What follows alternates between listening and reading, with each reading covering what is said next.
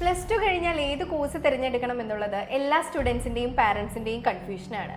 So അതിനുള്ളൊരു solution ആയിട്ടാണ് ഇന്നത്തെ വീഡിയോ സെഗ്മെൻറ്റിൽ നമ്മൾ വന്നിട്ടുള്ളത്. എല്ലാ കോഴ്സസിനെ പറ്റിയിട്ടുള്ള വിശദമായ വീഡിയോസ് നമ്മുടെ യൂട്യൂബ് ചാനലിൽ അപ്ലോഡ് ചെയ്യുന്നതായിരിക്കും. സോ എല്ലാ വീഡിയോസും മുടങ്ങാതെ കാണാനായിട്ട് ശ്രമിക്കുക. അതേപോലെ തന്നെ എന്തെങ്കിലും ഡൗട്ട്സോ കാര്യങ്ങളോ ഉണ്ടെങ്കിൽ നമ്മുടെ കമൻറ്റ് ബോക്സിൽ മെൻഷൻ ചെയ്യുക. ഇന്ന് നമ്മൾ ഡിസ്കസ് ചെയ്യാൻ പോകുന്നത് ബിടെക് കമ്പ്യൂട്ടർ സയൻസ് അഥവാ കമ്പ്യൂട്ടർ എഞ്ചിനീയറിംഗിനെ കുറിച്ചാണ്. എന്താണ് CSE അഥവാ കമ്പ്യൂട്ടർ എഞ്ചിനീയറിംഗ്? ഇലക്ട്രിക്കൽ എഞ്ചിനീയറിംഗിലെയും കമ്പ്യൂട്ടർ സയൻസിലെയും പ്രിൻസിപ്പിൾസ് ഇൻ്റഗ്രേറ്റ് ചെയ്ത് സ്ട്രക്ചേർഡ് കമ്പ്യൂട്ടർ സിസ്റ്റം ഡെവലപ്പ് ചെയ്യാനും ഹാർഡ്വെയർ സോഫ്റ്റ്വെയർ ഇൻ്റഗ്രേഷൻ ചെയ്യുന്നതുമാണ് ബേസിക് കമ്പ്യൂട്ടർ സയൻസ് പ്രിൻസിപ്പിൾ. ഇന്നത്തെ മോഡേൺ ഡിവൈസസ് ആയ smart phones, laptops, servers, embedded system എന്നിവയൊക്കെ ഒപ്റ്റിമൈസ് ചെയ്യുന്നതിനും ഡിസൈൻ ചെയ്യുന്നതിനും കമ്പ്യൂട്ടർ എഞ്ചിനീയേഴ്സിന് വലിയ റോളുണ്ട്.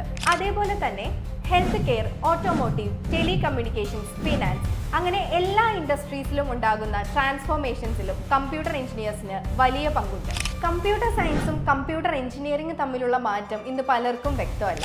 കമ്പ്യൂട്ടർ സയൻസ് എന്ന് പറയുന്നത് algorithms, software development, theory of computation, data processing എന്നിങ്ങനെയുള്ള ടോപ്പിക്സിനാണ് ഇമ്പോർട്ടൻസ് കൊടുക്കുന്നത്. എന്നാൽ കമ്പ്യൂട്ടർ എഞ്ചിനീയറിംഗിൽ hardware design, computer architecture, hardware software integration എന്നതിനാണ് കൂടുതൽ പ്രാധാന്യം കൊടുക്കുന്നത്.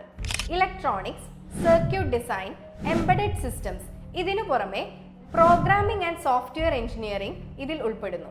ഇനി കമ്പ്യൂട്ടർ സയൻസ് എഞ്ചിനീയറിംഗിൽ എന്തൊക്കെയാണ് പഠിക്കാനുള്ളത്, അതിൻ്റെ core subjects and job opportunities എന്നിവയെ പറ്റി നെക്സ്റ്റ് വീഡിയോയിൽ നമ്മൾ ഡിസ്കസ് ചെയ്യുന്നതായിരിക്കും.